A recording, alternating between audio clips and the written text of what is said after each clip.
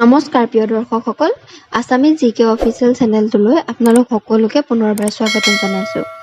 আজি আমি এই ভিডিঅ'টিত আলোচনা কৰিম টেটৰ চিলেবাছৰ অন্তৰ্গত দুজন প্ৰখ্যাত লেখক শংকৰদেৱ আৰু মাধৱদেৱৰ বিষয়ে।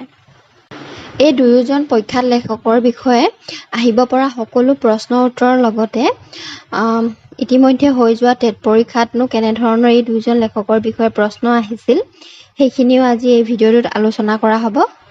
গতিকে আপোনালোকে ভিডিঅ'টো শেষলৈকে চাই থাকিব। আৰু মই ইতিমধ্যে আগৰ ভিডিঅ'ত শংকৰদেৱ আৰু মাধৱদেৱৰ সাহিত্য কীৰ্তিৰ বিষয়ে বহলাই আলোচনা কৰিছোঁ। আপোনালোকে যদি ভিডিঅ'টো চোৱা নাই তেনেহ'লে চাই ল'ব পাৰিব, মই ডেছক্ৰিপশ্যনত লিংক দি দিছোঁ। এতিয়া আমি পলম নকৰি আহকচোন ভিডিঅ'টো আৰম্ভ কৰোঁ। প্ৰথম প্ৰশ্নটো লৈ আহিছোঁ আপোনালোকৰ বাবে। শংকৰদেৱৰ প্ৰথম ৰচনা কি? চাৰিটা অপশ্যন দিয়া হৈছে: ৰুক্মিণী হৰণ, হৰিশ্চন্দ্ৰ উপাখ্যান, বলিচলন, কুৰুক্ষেত্ৰ কাব্য। ইয়াৰে শুদ্ধ উত্তৰটো হ'ব বি, হৰিশ্চন্দ্ৰ উপাখ্যান শংকৰদেৱৰ প্ৰথম ৰচনা। দ্বিতীয় প্ৰশ্নটো চাওঁ আহক।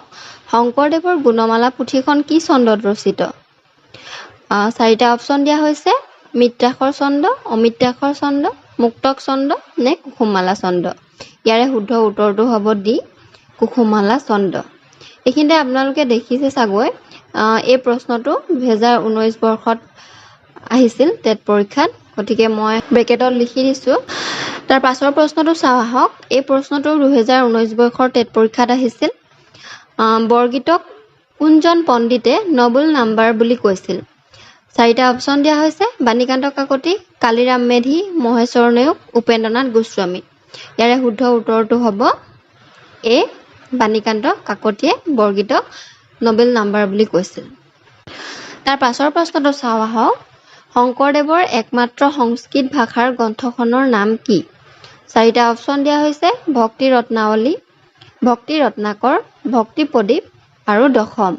ইয়াৰে শুদ্ধ উত্তৰটো হ'ব বি, ভক্তি ৰত্নাকৰ হৈছে শংকৰদেৱৰ একমাত্ৰ সংস্কৃত ভাষাৰ গ্ৰন্থ। ইয়াৰ পাছৰ প্ৰশ্নটো হৈছে: তলৰ কোনখন নাটত শ্ৰীমন্ত শংকৰদেৱে অভিনয় কৰিছিল? চিহ্নযাত্ৰা, পত্নীপ্ৰসাদ, কালীয় দমন, ৰাম বিজয়।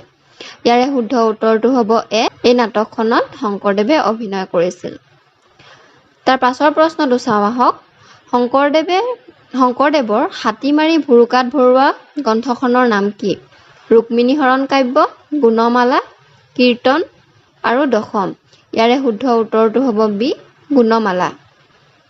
এই গুণমালা পুথিখন শংকৰদেৱে মহাৰাজ নৰনাৰায়ণৰ আদেশত ৰচনা কৰিছিল। তাৰ পাছৰ প্ৰশ্নটো চাওঁ আহক। তলৰ কোনখন শংকৰদেৱৰ শেষ ৰচনা? চাৰিটা অপশ্যন দিয়া হৈছে: কেলিগোপাল, ৰাম বিজয়, পত্নীপ্ৰসাদ, পাৰিজাত হৰণ। ইয়াৰে শুদ্ধ উত্তৰটো হ'ব বি, ৰাম বিজয় নাটকখন শংকৰদেৱৰ শেষ ৰচনা। তাৰ পাছৰ প্ৰশ্নটো চাওঁ আহক। শংকৰদেৱে তলৰ কোনজন ৰজাৰ পৃষ্ঠপোষকতাত সাহিত্য চৰ্চা কৰিছিল? এটোত আছে নৰনাৰায়ণ, বিটোত মহামাণিক্য, চিটোত শ্ৰীমন্ত তাম্ৰধ্বজ আৰু ডিটোত দুৰ্লভ নাৰায়ণ। ইয়াৰে শুদ্ধ উত্তৰটো হ'ব এ, নৰনাৰায়ণ। শংকৰদেৱে নৰনাৰায়ণৰ পৃষ্ঠপোষকতাত সাহিত্য ৰচনা কৰিছিল। তাৰ পাছৰ প্ৰশ্নটো হ'ল: শংকৰদেৱৰ কীৰ্তন পুথিখন কেইটা খণ্ডৰ সমষ্টি? 26টা, 24টা, 25টা নে 27টা? ইয়াৰে শুদ্ধ উত্তৰটো হ'ব ডি, 27টা।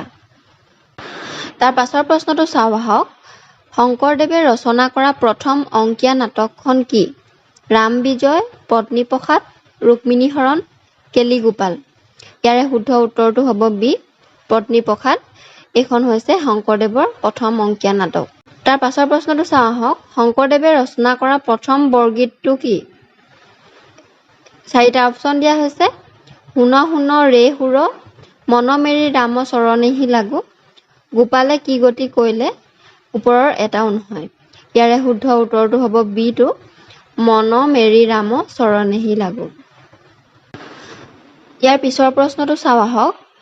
এইটো 2012 বৰ্ষৰ টেট পৰীক্ষাত আহিছিল।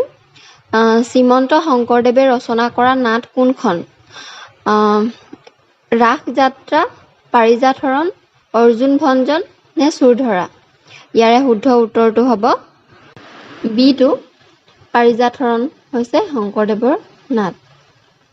তাৰ পাছৰ প্ৰশ্নটো চাওঁ, তলৰ কোনখন গ্ৰন্থ শংকৰদেৱে ৰচনা কৰিছিল? এইটো আহিছিল 12 বৰ্ষৰ টেট পৰীক্ষাত 2012 বৰ্ষৰ। ইয়াত 4টা অপশ্যন দিয়া হৈছে, কথাঘোষা, নামঘোষা, ভক্তি মংগল ঘোষা, কীৰ্তন পুথি। ইয়াৰে শুদ্ধ উত্তৰটো হ'ব বি নামঘোষা। পাছৰ প্ৰশ্নটো চাওঁ আহক, কোনজন পণ্ডিতে বৰগীতক ছং কেলেষ্ট্ৰিয়েল আখ্যা দিছিল? ডক্টৰ বাণীকান্ত কাকতি, কালিৰাম মেধি, দেবেন্দ্ৰনাথ বেজবৰুৱা নে ওপৰৰ এটাও নহয়? ইয়াৰে শুদ্ধ উত্তৰটো হ'ব বি কালিৰাম মেধি। কালিৰাম মেধিয়ে বৰগীতক ছং কেলেষ্ট্ৰিয়েল বুলি আখ্যা দিছিল। তাৰ পাছৰ প্ৰশ্নটো হ'ল, বৰগীতক কোনজন পণ্ডিতে হলি ছং আখ্যা দিছিল? বাণীকান্ত কাকতি, কালিৰাম মেধি, দেবেন্দ্ৰনাথ বেজবৰুৱা নে ওপৰৰ এটাও নহয়? ইয়াৰে শুদ্ধ উত্তৰটো হ'ব চি দেবেন্দ্ৰনাথ বেজবৰুৱাই বৰগীতক হলি ছং আখ্যা দিছিল। ইয়াৰ পাছৰ প্ৰশ্নটো চাওঁ আহক, বৰ্তমানলৈকে প্ৰাপ্ত শংকৰদেৱৰ বৰগীতৰ সংখ্যা কিমান? ইয়াৰে শুদ্ধ উত্তৰটো হ'ব এ 34টা। তাৰ পাছৰ প্ৰশ্নটো চাওঁ আহক, শংকৰদেৱৰ শ্ৰেষ্ঠ নাটকখনৰ নাম কি? ৰুক্মিণী হৰণ, পাৰিজাত হৰণ, পত্নীপ্ৰসাদ, কেলিগোপাল। ইয়াৰে শুদ্ধ উত্তৰটো হ'ব বি পাৰিজাত হৰণ। পাৰিজাত হৰণ নাটখন হৈছে শংকৰদেৱৰ শ্ৰেষ্ঠ নাটক। তাৰ পাছৰ প্ৰশ্নটো চাওঁ আহক, শংকৰদেৱে ৰামায়ণৰ কোনটো কাণ্ড অনুবাদ কৰিছিল? আদিকাণ্ড, অযোধ্যাকাণ্ড, উত্তৰাকাণ্ড নে ওপৰৰ এটাও নহয়? ইয়াৰে শুদ্ধ উত্তৰটো হ'ব চি উত্তৰাকাণ্ড অনুবাদ কৰিছিল। ইয়াৰ পাছৰ প্ৰশ্নটো হৈছে, বৰগীতৰ ভাষা কি? প্ৰাকৃত, ব্ৰজাৱলী, মৈথিলী, অসমীয়া। ইয়াৰে শুদ্ধ উত্তৰটো বি বৰগীতৰ ভাষা হৈছে ব্ৰজাৱলী। তাৰ পাছৰ প্ৰশ্নটো চাওঁ আহক, শংকৰদেৱৰ নাম প্ৰসংগমূলক পুথিকেইখন বাছি উলিওৱা। 4টা অপশ্যন দিয়া হৈছে, কীৰ্তন আৰু গুণমালা, গুণমালা আৰু ভক্তি প্ৰদীপ, কীৰ্তন আৰু বলিচলন নে ওপৰৰ এটাও নহয়? ইয়াৰে শুদ্ধ উত্তৰটো হ'ব এ কীৰ্তন আৰু গুণমালা হৈছে শংকৰদেৱৰ নাম প্ৰসংগমূলক পুথি। তাৰ পাছৰ প্ৰশ্নটো চাওঁ আহক, কীৰ্তনত হৰ্ষ বিষাদ, প্ৰেম বিৰহ, ক্ৰোধ ক্ষমা আদিয়ে জুমুৰি পাতিছে, ইয়াত নৱৰসৰ মিলন ঘটিছে, এই কথাষাৰ কোনে কৈছিল? তীৰ্থনাথ শৰ্মা, লক্ষ্মীনাথ বেজবৰুৱা, বাণীকান্ত কাকতি নে মহেশ্বৰ নেওগ? ইয়াৰে শুদ্ধ উত্তৰটো হ'ব এ তীৰ্থনাথ শৰ্মা। ইয়াৰ পাছৰ প্ৰশ্নটো চাওঁ আহক, শংকৰদেৱৰ মধু দানৱ দাৰণ দেৱবৰম শীৰ্ষক দেৱভট্টিমাটি কি চন্দত ৰচিত? অমিত্ৰাক্ষৰ চন্দত, ছবি চন্দত, পয়াৰ চন্দত নে তুতক চন্দত বা তুতৰ চন্দত? ইয়াৰে শুদ্ধ উত্তৰটো হ'ব ডি তুতক চন্দ বা তুতৰ চন্দ।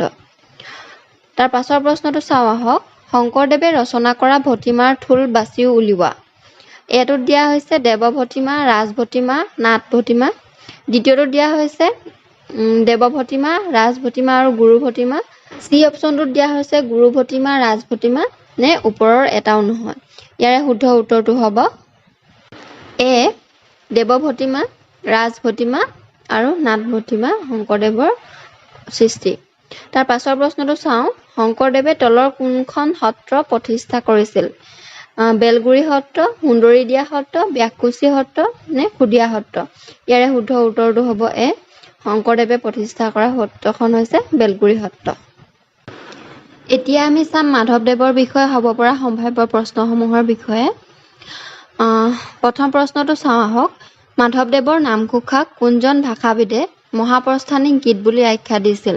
বাণীকান্ত কাকতি, দেৱানন্দ ভৰালী, কনকলাল বৰুৱা নে উপেন্দ্ৰনাথ গোস্বামী? ইয়াৰে শুদ্ধ উত্তৰটো হ'ব এ বাণীকান্ত কাকতিয়ে কৈছিল আৰু এই প্ৰশ্নটো 2019 বৰ্ষৰ টেট পৰীক্ষাত আহিছিল। তাৰ পাছৰ প্ৰশ্নটো চাওঁ আহক, নিম্নলিখিত কোনখন গ্ৰন্থ মাধৱদেৱৰ তত্ত্বমূলক ৰচনা? এইটো আহিছিল 19 চনত। কুতুৰা খেলা, চুৰ ধৰা, ভোজন বেহাৰ, জন্ম ৰহস্য। ইয়াৰে শুদ্ধ উত্তৰটো হ'ব ডি জন্ম ৰহস্য। তাৰ পাছৰ প্ৰশ্নটো হৈছে, মাধৱদেৱে ৰামায়ণৰ কোনটো কাণ্ড অনুবাদ কৰিছিল? আদিকাণ্ড, উত্তৰাকাণ্ড, অযোধ্যাকাণ্ড, লংকাকাণ্ড। ইয়াৰে শুদ্ধ উত্তৰটো হ'ব এ আদিকাণ্ড। তাৰ পাছৰ প্ৰশ্নটো হৈছে, মাধৱদেৱৰ একমাত্ৰ পূৰ্ণাংগ নাটকখনৰ নাম কি? চুৰ ধৰা, ভোজন বেহাৰ, অৰ্জুন ভঞ্জন নে এটাও নহয়? ইয়াৰে শুদ্ধ উত্তৰটো হ'ব চি অৰ্জুন ভঞ্জন। এইখন হৈছে মাধৱদেৱৰ একমাত্ৰ পূৰ্ণাংগ নাটক আৰু বাকী নাটকেইখনক ঝুমুৰা বুলি কোৱা হয়। তাৰ পাছৰ প্ৰশ্নটো চাওঁ আহক। মাধৱদেৱৰ ঝুমুৰা কেইখনৰ মূল কি? কৃষ্ণ কৰ্ণামৃত, মাৰ্কেন্দ্ৰীয় পুৰাণ, ৰামায়ণ নে হৰিবংশ? ইয়াৰে শুদ্ধ উত্তৰটো হ'ব এ কৃষ্ণ কৰ্ণামৃত। তাৰ পাছৰ প্ৰশ্নটো চাওঁ আহক। চৰিতোলা প্ৰথা কোনে প্ৰৱৰ্তন কৰিছিল? শংকৰদেৱে, মাধৱদেৱে, ৰামচৰণ ঠাকুৰে নে গোপাল আটাই? ইয়াৰে শুদ্ধ উত্তৰটো হ'ব বি মাধৱদেৱে চৰিতোলা প্ৰথাৰ প্ৰৱৰ্তন কৰিছিল। ইয়াৰ পাছৰ প্ৰশ্নটো চাওঁ আহক। মাধৱদেৱৰ বৰগীতৰ সংখ্যা কিমান? ইয়াৰে শুদ্ধ উত্তৰটো হ'ব চি 157টা। ইয়াৰ পাছৰ প্ৰশ্নটো চাওঁ আহক। তলৰ কোনটো ভটিমা মাধৱদেৱৰ সৃষ্টি? দেৱ ভটিমা, ৰাজ ভটিমা, গুৰু ভটিমা নে নাথ ভটিমা? ইয়াৰে শুদ্ধ উত্তৰটো হ'ব চি গুৰু ভটিমা হৈছে মাধৱদেৱৰ সৃষ্টি। তাৰ পাছৰ প্ৰশ্নটো হৈছে চালি নাচৰ প্ৰৱৰ্তক কোন? মাধৱদেৱ, শংকৰদেৱ, গোপাল আটা নে দামোদৰদেৱ? ইয়াৰে শুদ্ধ উত্তৰটো হ'ব এ চালি নাচৰ প্ৰৱৰ্তক হৈছে মাধৱদেৱ। ইয়াৰ পাছৰ প্ৰশ্নটো হৈছে সুন্দৰী দিয়া সত্ৰ কোনে স্থাপন কৰিছিল? শংকৰদেৱে, মাধৱদেৱে, দামোদৰদেৱে নে হৰিদেৱে? ইয়াৰে শুদ্ধ উত্তৰটো হ'ব বি মাধৱদেৱে সুন্দৰী দিয়া সত্ৰ স্থাপন কৰিছিল। তাৰ পাছৰ প্ৰশ্নটো হৈছে মাধৱদেৱৰ শ্ৰেষ্ঠতম ৰচনা কি? অৰ্জুন ভঞ্জন, চুৰধৰা, নামঘোষা নে ওপৰৰ এটাও নহয়? ইয়াৰে শুদ্ধ উত্তৰটো হ'ব চি নামঘোষা। নামঘোষাই হৈছে মাধৱদেৱৰ শ্ৰেষ্ঠ ৰচনা। তাৰ পাছতে নামঘোষাক কি বুলি জনা যায়? হেজাৰী ঘোষা, কীৰ্তন ঘোষা, ঘোষাৰত্ন নে ওপৰৰ এটাও নহয়? ইয়াৰে শুদ্ধ উত্তৰটো হ'ব হেজাৰী ঘোষা। নামঘোষাত 1000 ঘোষা থকা বাবে হেজাৰী ঘোষা বুলি কোৱা হয়। তাৰ পাছৰ প্ৰশ্নটো চাওঁ আহক। নামঘোষাক মাধৱদেৱৰ আধ্যাত্মিক জীৱনৰ পূৰ্ণ অভিব্যক্তি বুলি কোনে কৈছিল? মহেশ্বৰ নেওগ, সত্যেন্দ্ৰনাথ শৰ্মা, বাণীকান্ত কাকতি, কালিৰাম মেধি? ইয়াৰে শুদ্ধ উত্তৰটো হ'ব বি সত্যেন্দ্ৰনাথ শৰ্মাই তেখেতৰ অসমীয়া সাহিত্যৰ সমীক্ষাত্মক ইতিবৃত্ত এই গ্ৰন্থখনত এই কথাষাৰ কৈছিল। ইয়াৰ পাছৰ প্ৰশ্নটো চাওঁ আহক। তলৰ কোনখন পুথি মাধৱদেৱৰ ৰচনা? নাম মাল্লিকা, কীৰ্তন, পত্নীপ্ৰসাদ, ওপৰৰ এটাও নহয়? ইয়াৰে শুদ্ধ উত্তৰটো হ'ব এ নাম মাল্লিকা হৈছে মাধৱদেৱৰ ৰচনা। ইয়াৰ পাছৰ প্ৰশ্নটো চাওঁ আহক। শংকৰদেৱ আৰু মাধৱদেৱৰ মিলনক কোনে মণিকাঞ্চন সংযোগ বুলি অভিহিত কৰিছে? কালিৰাম মেধিয়ে, লক্ষ্মীনাথ বেজবৰুৱাই, হীৰেণ গোহাঁই নে বাণীকান্ত কাকতিয়ে? ইয়াৰে শুদ্ধ উত্তৰটো হ'ব বি লক্ষ্মীনাথ বেজবৰুৱাই শংকৰদেৱ আৰু মাধৱদেৱৰ মিলনক মণিকাঞ্চন সংযোগ বুলি অভিহিত কৰিছে। তাৰ পাছৰ প্ৰশ্নটো চাওঁ আহক। মাধৱদেৱৰ সন্দেহমুক্ত নাটকৰ থুলটো বাছি উলিওৱা। এটোত দিয়া হৈছে ৰাস ঝুমুৰা, অৰ্জুন ভঞ্জন, ভোজন বেহাৰ। বিটোত দিয়া হৈছে চুৰধৰা, ব্ৰহ্মমোহন, পিম্পৰা গুচোৱা। চিটোত দিয়া হৈছে পিম্পৰা গুচোৱা, চুৰধৰা, অৰ্জুন ভঞ্জন। ডিটোত দিয়া হৈছে ভূমি লেতুৱা, ভোজন বিহাৰ আৰু ব্ৰহ্মমোহন।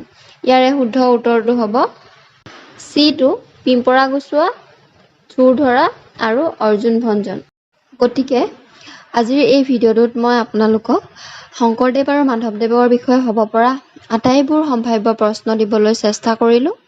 যদি ভিডিঅ'টো আপোনালোকে চাই ভাল পালে তেনেহ'লে লাইক কৰিব, কমেণ্ট কৰিব, শ্বেয়াৰ কৰিব আৰু আমাৰ আছামিজ জিকে অফিচিয়েল চেনেলটো ছাবস্ক্ৰাইব কৰিবলৈ নাপাহৰিব। ধন্যবাদ।